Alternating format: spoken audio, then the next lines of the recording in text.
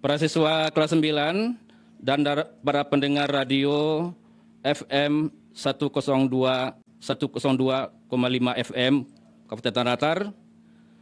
Pada kali ini kita berjumpa dalam pembelajaran Bahasa Indonesia kelas 9. Bagaimana kabar Anda semuanya? Mudah-mudahan Anda semua berada dalam keadaan sehat walafiat dan selalu dalam lindungan Allah Subhanahu wa taala. Amin ya rabbal alamin. Baik Anda sekalian, pada kesempatan ini kita akan mempelajari materi tentang identifikasi gagasan pada teks pidato persuasif. Kompetensi yang akan kita sajikan adalah mengidentifikasi gagasan, pikiran, pandangan, arahan, atau pesan dalam pidato persuasif tentang permasalahan aktual yang didengar dan dibaca. Dari KD tadi, ada beberapa konsep yang perlu kita pahami. Yang pertama adalah identifikasi, yaitu kegiatan mencari, menemukan, mengumpulkan, mendaftarkan, mencatat data, informasi, atau gagasan. Yang kedua adalah pidato, merupakan sebuah kegiatan berbicara di depan umum atau berorasi, menyatakan pendapat, atau memberikan gambaran tentang suatu hal. Yang ketiga adalah persuasif, artinya suatu yang membujuk secara halus supaya pendengar atau pembaca yakin dengan apa yang disampaikan. Anak-anak sekalian, tujuan pembelajaran kita pada kesempatan ini adalah yang pertama, siswa mampu mengungkapkan pengertian teks pidato persuasif dengan tepat. Yang kedua, siswa mampu menjelaskan tujuan pidato persuasif dengan tepat. Yang ketiga, siswa mampu mengidentifikasi gagasan, pikiran, pandangan, arahan, atau pesan dalam pidato persuasif. Berdasarkan tujuan tadi, ada beberapa materi yang akan kita selesaikan. Yang pertama adalah pengertian pidato persuasif. Yang kedua, tujuan pidato persuasif. Yang ketiga, jenis eksposisi. Yang keempat, menemukan gagasan. Baiklah Anda semuanya, kita lihat pengertian yang pertama, yaitu pidato persuasif. Pidato persuasif adalah pidato yang digunakan untuk meyakinkan audien atau pendengar agar percaya sehingga mau melakukan sesuatu. Persuasi merupakan bagian dari eksposisi. Eksposisi digunakan untuk meyakinkan pendengar atau pembaca dengan menyajikan argumen dari suatu sudut pandang yang buktikan kebenarannya. Kemudian teks persuasif berisi ajakan yang ditujukan agar pembaca mau melakukan hal tertentu. Paragraf persuasif harus dibuat semenarik mungkin supaya lebih meyakinkan pembaca atau pendengarnya. Anak-anak kelas 9, tujuan pidato persuasif antara lain, pertama, memberikan pengaruh kepada orang lain agar bersedia untuk mengikuti kemauan yang diinginkan oleh orator secara sukarela.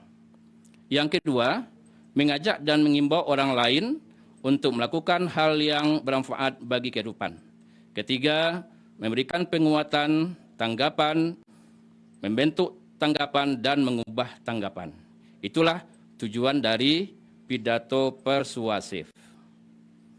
Kemudian yang ketiga adalah jenis-jenis eksposisi. Yang pertama, eksposisi yang mengubah sikap dan pandangan seseorang. Misalnya pidato publik, editorial surat kabar, khutbah, ceramah, dan sebagainya. Contohnya, Pendidikan adalah salah satu kebutuhan dasar manusia dan merupakan kunci dari kemajuan suatu bangsa. Semua orang pasti menyadari bahwa pendidikan yang berkualitas dapat meningkatkan peluang dalam menjadikan bangsa ini sejajar dengan bangsa yang maju. Kemudian berikutnya adalah eksposisi yang dimanfaatkan untuk mempromosikan barang, jasa, dan aktivitas, misalnya iklan, poster, dan slogan. Contoh, Triti kebab berasal dari 100% daging, sangat cocok bagi orang yang sering lapar. Ya. Kemudian yang berikutnya, eksposisi untuk membela suatu kasus, misalnya supaya gadis muda jangan terlibat dalam narkoba, maka ada semacam eksposisi. Atau misalnya tentang menyelamatkan terumbu karang. Contoh, kerusakan terumbu karang di Indonesia disebabkan oleh berbagai macam hal, antara lain pencemaran seperti pembuangan limbah industri. Kondisi ini tentu sangat merugikan perekonomian negara, baik dari segi pariwisata maupun pendapatan nelayan. Itulah jenis dari eksposisi. Anda sekalian, sebelum kita lanjutkan, kalau ada Anda yang ingin bertanya, silakan.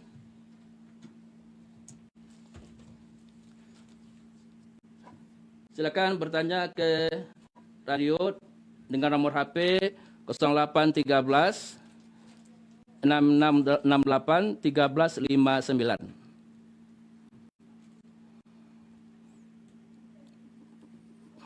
Bapak ulang lagi, 0813 6668 1359.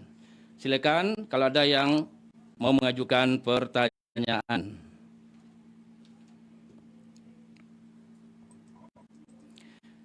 Kalau tidak ada yang bertanya, baik kita lanjutkan materi kita, yaitu menemukan gagasan. Pertama, apa itu gagasan? Menurut Kamus Besar Bahasa Indonesia, gagasan merupakan hasil. Oke, ada pertanyaan?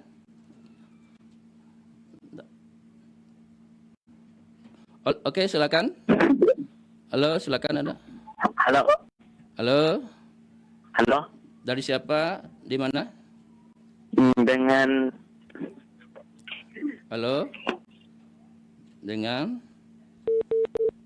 Terputus. Ya.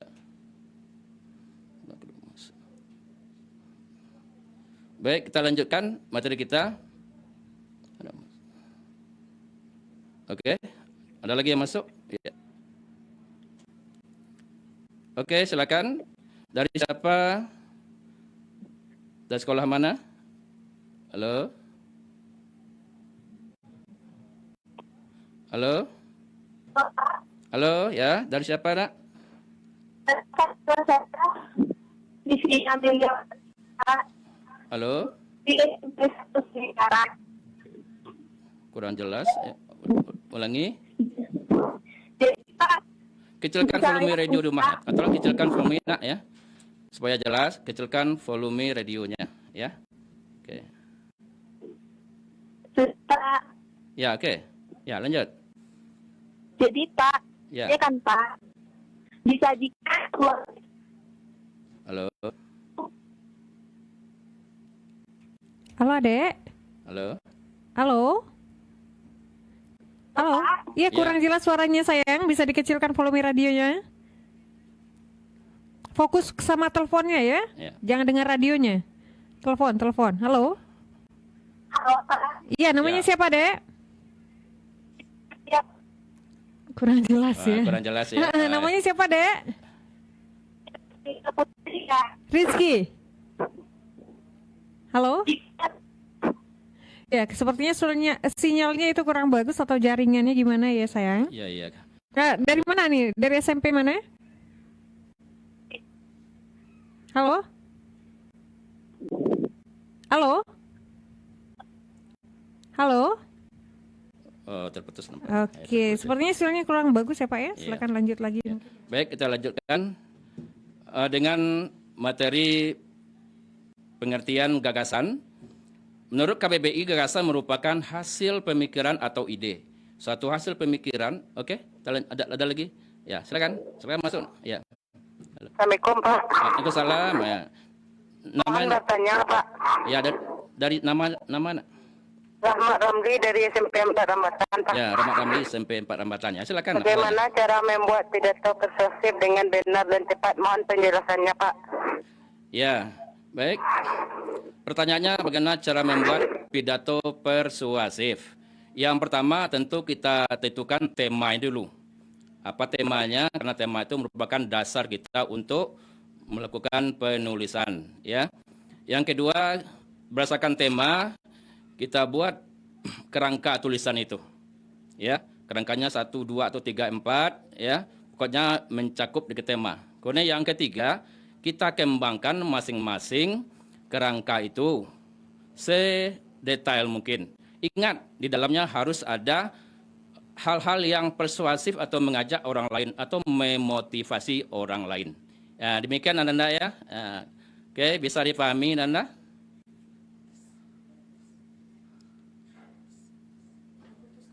Oke. Baik, kita lanjutkan karena terputus. Kita lanjutkan dengan gagasan tadi. Gagasan dilengkapi dengan data, fakta, informasi atau pendukung lainnya agar bisa memperjelas hal tersebut. Ya. Baik, berikutnya kita lanjutkan dengan ciri-ciri. Oke. Ada yang masuk? Ya, silakan. Halo, nama? Assalamualaikum Pak. Waalaikumsalam. Ya, nama?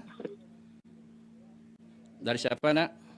Pak, saya Kirana Deva Ningga dari SMP 5 Pak. Ya, Kirana ada 95. Silakan Kirana. Saya mau bertanya Pak, apakah pidato persuasif harus menggunakan bahasa baku Pak? Ya, baik.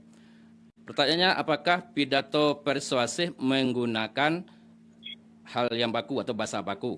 Penggunaan bahasa baku tergantung kepada situasi dan kondisinya.